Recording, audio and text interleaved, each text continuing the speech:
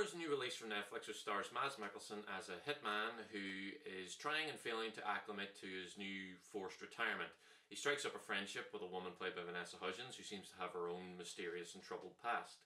Meanwhile, Mikkelsen's former employer has decided that it would be more cost effective to just kill Mikkelsen than to pay him his $8 million sized pension, and he sends a team of assassins to kill him. I had very low expectations going into this film. I knew very little about it except that it was based on a comic series that I've never read. I saw the trailer for it and I thought it looked a lot like a very cliched John Wick ripoff, which I didn't think was a good sign because I am actually not that big a fan of the John Wick films. No, but I can actually say that I had a lot of fun watching this. It's very silly and the characters are all very over the top, but it knows exactly what it is. All the actors know exactly what kind of film they're in and it doesn't take itself too seriously. Vanessa Hudgens is the one standout, more serious character, but it doesn't feel out of place and she plays the part well. Matt Lucas, of all people, plays the villain, and you can tell he's having the time of his life, being all disgusting and evil, and he's actually pretty funny too.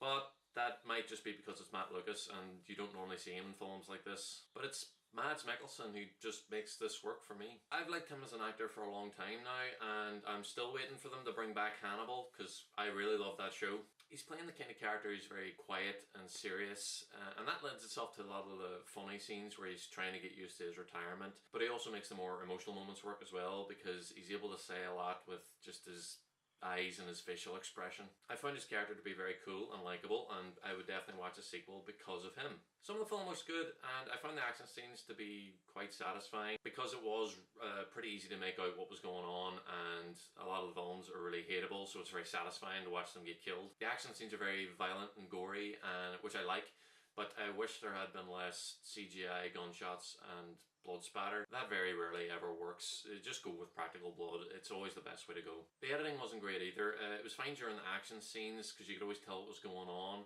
but there were a lot of moments where they seemed to be trying to make it look like a comic book with panels and things like that, especially at the beginning of the film. I also thought that the scene-to-scene transitions could be very sudden and jarring, and it didn't really let the film flow as smoothly as it probably could have or should have, because it is quite quiet in a lot of moments and slow moving. It works to build Mads Mikkelsen's character, but even those scenes are very quick cuts, and I don't think it was needed. I think if they had just slowed down the editing, it would have been much more effective. There are some pretty harsh, violent scenes in this, which I didn't mind, but I think that if you're sensitive to that sort of thing, this might not be for you. Also, if you really can't handle it when bad things happen to cute dogs, I would also steer clear of this.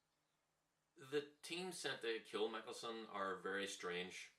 I know that they're supposed to be because the way they act and dress seems to be trying to make them look like video game characters. But every time we cut to them, the colour of the movie becomes very vibrant and cartoonish, and it makes the blood and everything look extra fake. It kind of takes me out of the scenes with Mads Mikkelsen, which are very subdued and grey because he's in a kind of snowy place. It's nice that there's contrast, but I don't think it works. It kind of takes me out of it. Also, the way they kill people seems really stupid and needlessly complicated. One guy stays at a distance with a sniper rifle, then the really hot girl has sex with the target, and then the three other ones like surround the place with handguns.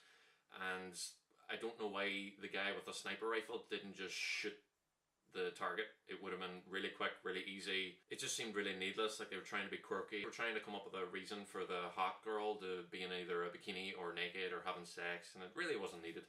If you're a fan of the Red movies or the kinds of films that Luc Besson would produce, like 3 Days to Kill, the Transporter series, the Taken series, From Paris with Love, or The Family, then you will probably like this too. I didn't really like most of those, but I did like this. I think that because my expectations were so low, it made me like this a wee bit more than maybe I probably should have.